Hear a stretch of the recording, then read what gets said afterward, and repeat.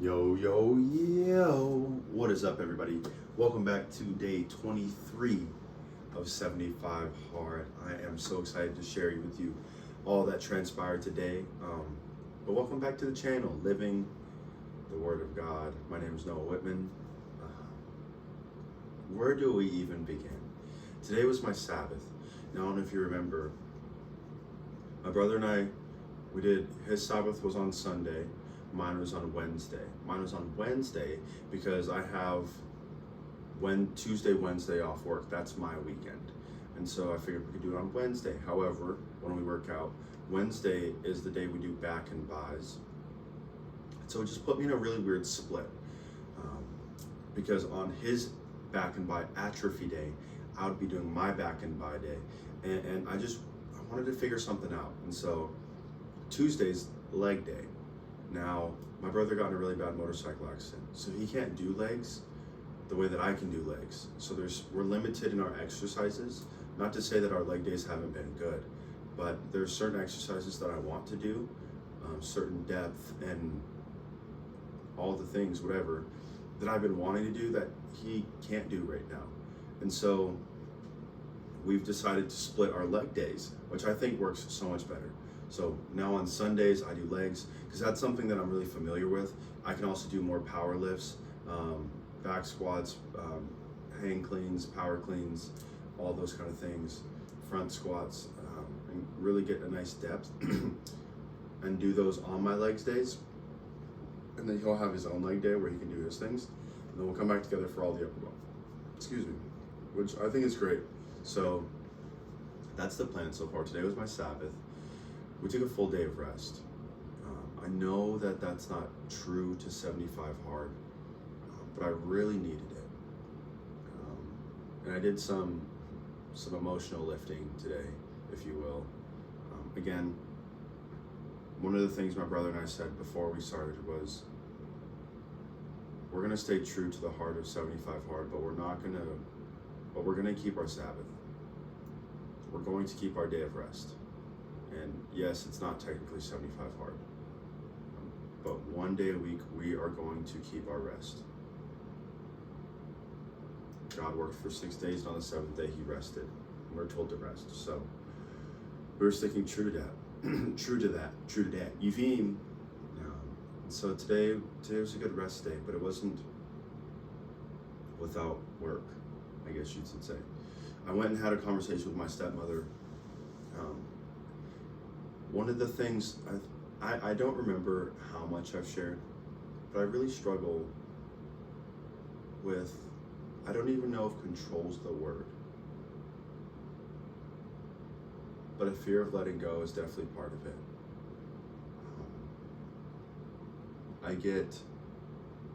I like to have a plan. I like to have an expectation. I don't like going into things blind. I just want to know so I can prepare myself.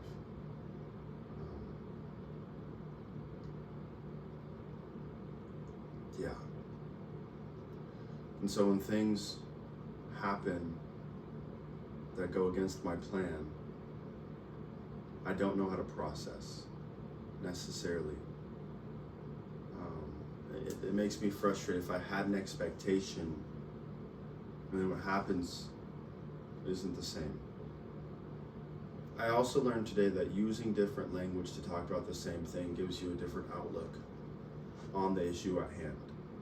So I was calling it one thing, and in that conversation, my stepmother called it something else. And it made me kind of go, whoa, that's not exactly what I thought it was then. Because I was calling it control, but I'm learning it's more rooted in fear of me being afraid to let go. So to be completely vulnerable, you guys know that that's what this is about, me being vulnerable, me processing, and if you decide to stay along, join whatever the journey, then that's really what this is. This is me, a space for me to come, be vulnerable, to talk about the things I'm dealing with during this process of going through 75 Hard, to be open, honest, and transparent, and to be real. What's it like being a 27-year-old man struggling with this stuff, that follows, that lives in his word, that follows Jesus. What does it look like? It's great and all on Sundays when we're up there dancing, singing, praising the Lord. But what happens on a Tuesday night when you and your roommate aren't really getting along very well? What do you do then, right? So that's what this is about. Me processing, me dealing with it. It ain't whatever comes of this. If nothing comes of this, I'm grateful that I did it and I was obedient to it. That's all it is. And so, one of the things I was really struggling with was with my sister. Love her to death. That's never gonna change. I'm always gonna be there for her. That's never gonna change.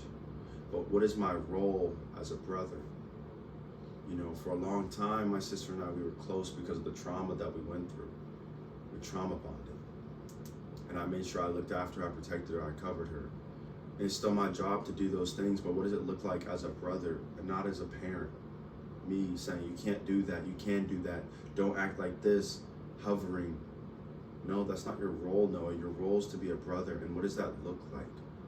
So that's been being redefined. She's got a boyfriend now. And they're super happy together. And it's so great. I'm so happy for them. And I'm also upset because my role has now changed, right?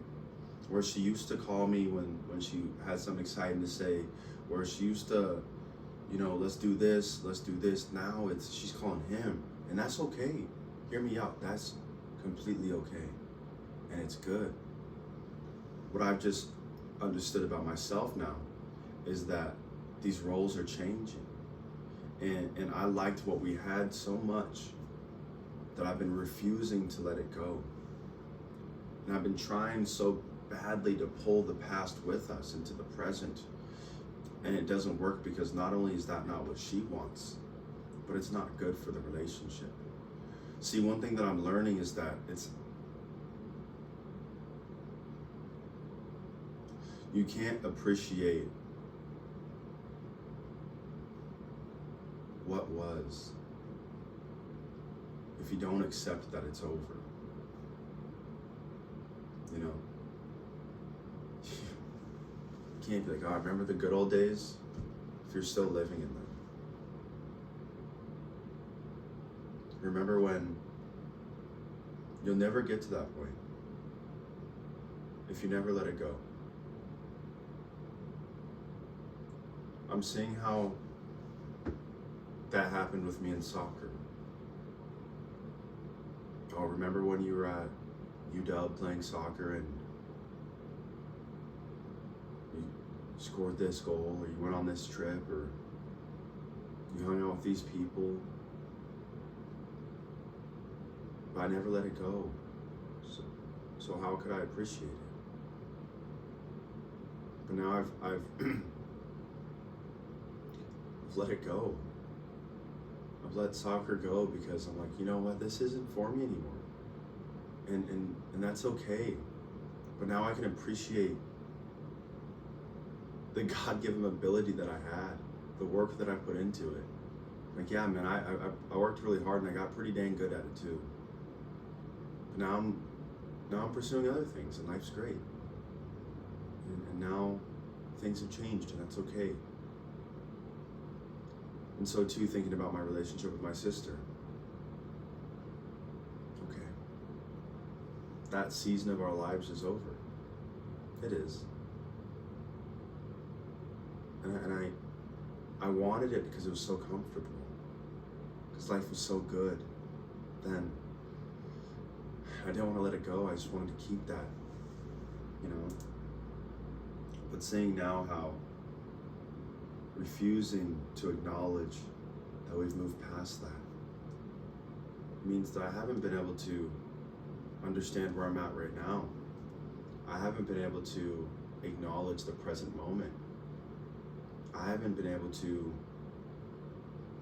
understand the role that I'm in. If you don't let go of what was, you can't appreciate what is. Because if you don't become present in what is, you can never appreciate what was.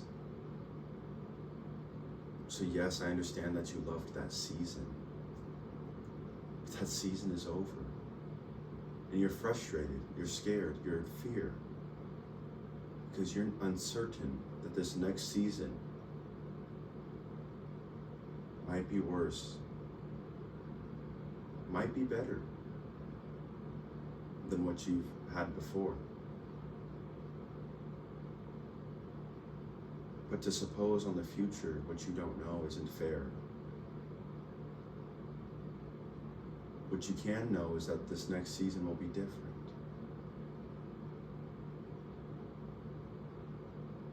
And that might be very good. So start to learn. What does it look like? That's where I'm at right now, guys. That was really me speaking to myself. This next season of your life that you're walking into, it's not going to be like the last one. And I know that you really, really enjoyed that season, because it might have been a long season. It might have been many years that you were in that season.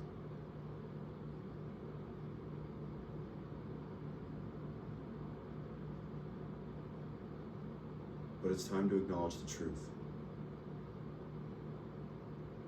You've had a stranglehold on what was, refusing to let it go because you're afraid to step into what is.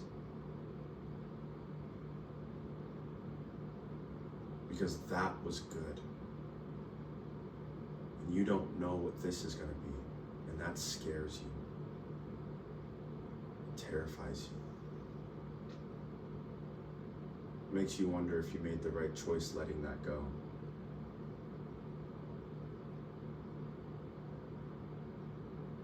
You did.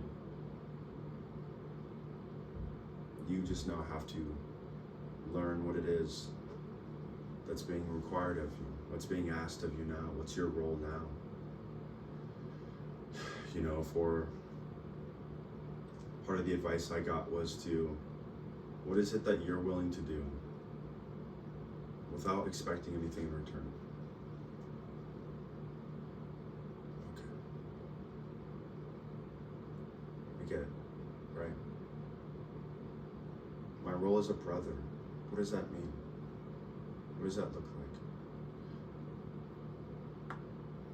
And it's interesting, as I stepped back from this role as a parent, where, okay, I'll clean up after you because that's what I'm supposed to do. And I'll do this because that's what I'm supposed to, and I do this and this, and it's now like, whoa. I overlooked so much. Because I wanted to shape you and form you and allow you to grow the way that I thought you could. But that robbed from you the opportunity for you to learn. If I did it for you, you wouldn't learn. You see what I'm saying? I'm speaking in this voice, somber and low, slow, partly because I took NyQuil. Feel drunk. No, I'm kidding. I'm kidding. Partly because I'm tired, but also because it feels heavy. It feels heavy.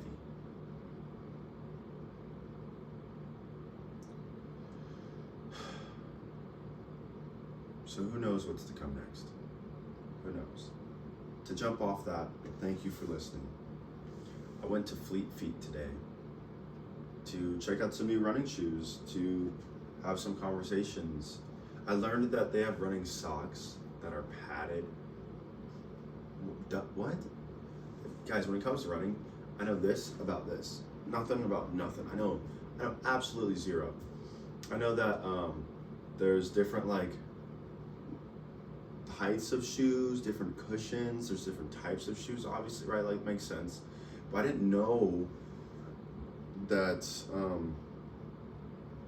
like they put me into this biometric scanner thing, and it scanned like from about 4 or 5 inches up my leg down, and it showed that like I wrote like, and then I had to walk over this pad to see kind of how I walk and stuff. And I actually have some interior rotation, I guess you can call it. I forget the word for it, but I rotate slightly inward on my steps.